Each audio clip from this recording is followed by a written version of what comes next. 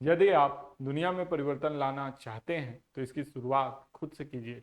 नमस्कार साथियों, मेरा नाम है विनय कुमार गुप्ता और मैं आपका स्वागत करता हूं Chhattisgarh daily current affairs programme में।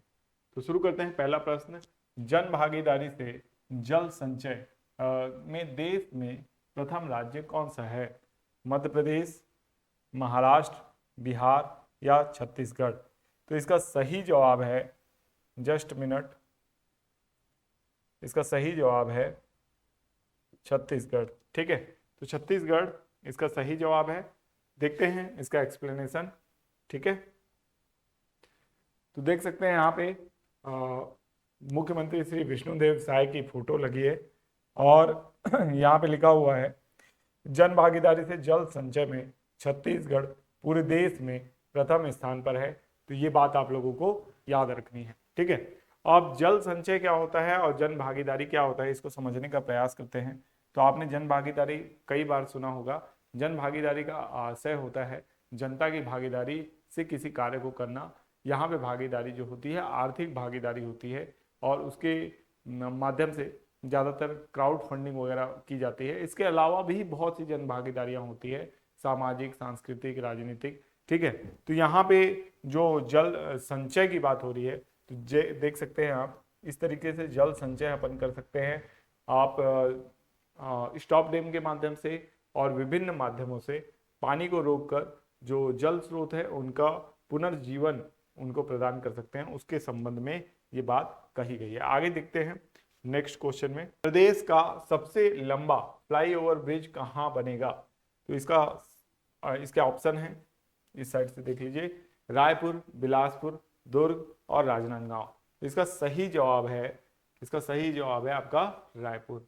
तो रायपुर के तेलीबांधा में, ठीक है, रायपुर के तेलीबांधा में ये ब्रिज बनाया जाने वाला है। फ्लाईओवर ब्रिज है, वाई आकार का ये ब्रिज होने वाला है। ठीक है, तो इसको याद रखना है और इसके बारे में देखते हैं। तो इस तरीके से फ्लाईओवर ब्रिज ये बनेगा। ठीक है, फ्लाईओवर ब्रिज का ये कुछ कह सकते हैं चित्र दर्शाया गया है। रायपुर के सबसे व्यस्त चौराहे तेलीबांधा चौक पर प्रदेश का सबसे लंबा फ्लाईओवर ब्रिज बनाया जाना है। केंद्रीय सड़क परिवहन मंत्री नितिन गडकरी ने रायपुर में तेलीबांधा, सरोना, उद्योग भवन और धनेली में फ्लाईओवर बनाने की घोषणा की है। ठीक है, तो इसको याद रखना है। नेक्स्ट क्वेश्चन की ओर चलते हैं। छत्तीसगढ़ में धान खरीदी कब से शुरू हुई है? ठीक है, तो इसके बारे में देखते हैं। तो छत्तीसगढ़ में जो धान खरीदी है ये 14 नवंबर मतलब बाल दिवस के दिन शुरू हुई है। इस तरीके से याद रख सकते हैं आप, 14 नवंबर को बाल दिवस मनाया जाता है। ठीक है, तो 14 नवंबर को क्या शुरू हुआ है? धान खरीदी शुरू हुई है। ये बात आपको याद रखना है। इसके डिटेल में जाते हैं, देखते हैं 14 नवंबर इसका आंसर है। 14 नवंबर में जो छत्तीसगढ़ में धान की खरीदी शुरू हुई है। इस बार 31 जनवरी 2025 तक धान की खरीदी की जाएगी, यानी कि 14 नवंबर से प्रदेश में धान तिहार की शुरुआत की जाएगी और 31 जनवरी तक ये चलने वाला है। तो इसको याद रखना है। आगे अगले क्वेश्चन की ओर चलते हैं। तो ये सारथी 1.0 पहल का उद्देश्य क्या है, जिसे हाल ही में सामाजिक न्याय और अधिकारिता विभाग और नालसा द्वारा शुरू किया गया है? ठीक है, तो इसके जवाब की ओर चलते हैं। इसका सही जवाब है ऑप्शन बी, जन जागरूकता और कानूनी सहायता के माध्यम से वंचित समुदायों को सशक्त बनाना। इसके डिटेल में अगर आप देखें, इस कार्यक्रम में सारथी पहल की आधिकारिक शुरुआत भी हुई है। इसका उद्देश्य एससी और अन्य पिछड़ा वर्ग, वरिष्ठ नागरिक, ट्रांसजेंडर व्यक्ति, शराब और मादक द्रव्यों के सेवन के शिकार, भीख मांगने वाले व्यक्ति, विमुक्त और खानाबदोश जनजातियां आदि सहित वंचित समुदायों को सशक्त बनाना इसका उद्देश्य रखा गया है। यहाँ पे सारथी 1.0 का जो शुभारंभ है उसका दस्तावेज यहाँ दिखाया जा रहा है, तो इसको भी याद रखना है। नेक्स्ट क्वेश्चन की ओर चलते हैं और ये क्वेश्चन है आपका, हाल ही में उत्तराखंड में कौन सा जानवर, जिसे आमतौर पर रेटल कहा जाता है, कैमरे में रिकॉर्ड किया गया है? तो उत्तराखंड में ये जो जानवर है इसका नाम है हनी बैजर। क्या नाम है इसका? Honey badger. तो इसको याद रखना है, हनी बैजर नामक जानवर है। और हनी बैजर को आपने नहीं देखा होगा तो यहाँ देख सकते हैं, इस तरीके से प्यारा सा स्माइल दे रहा है हनी बैजर। तो इसको आप अगर छुएंगे तो बिल्कुल नहीं काटेगा। पूरा ही खखोर खाएगा, मतलब बहुत ही तेज काटता है ये, तो इससे उलझने की बिल्कुल भी कोशिश मत कीजिएगा। बड़े बड़े पंजे हैं और ये किसी भी एरिया में पाया जा सकता है, काफ़ी छुप के रहता है ये।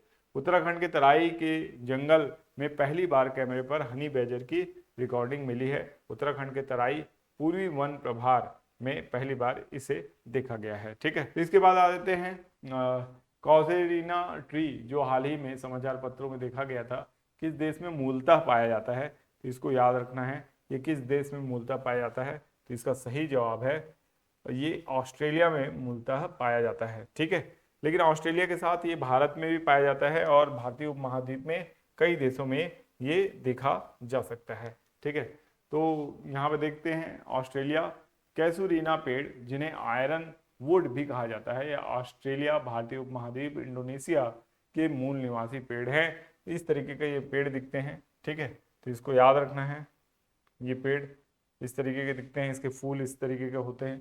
ठीक है, हालांकि बहुत इंपॉर्टेंट क्वेश्चन मुझे प्रतीत नहीं होता, लेकिन क्योंकि कलेक्ट किया गया है इसलिए मैंने इसे आपको बता दिया है। ठीक है, इसके बाद आगे चलते हैं।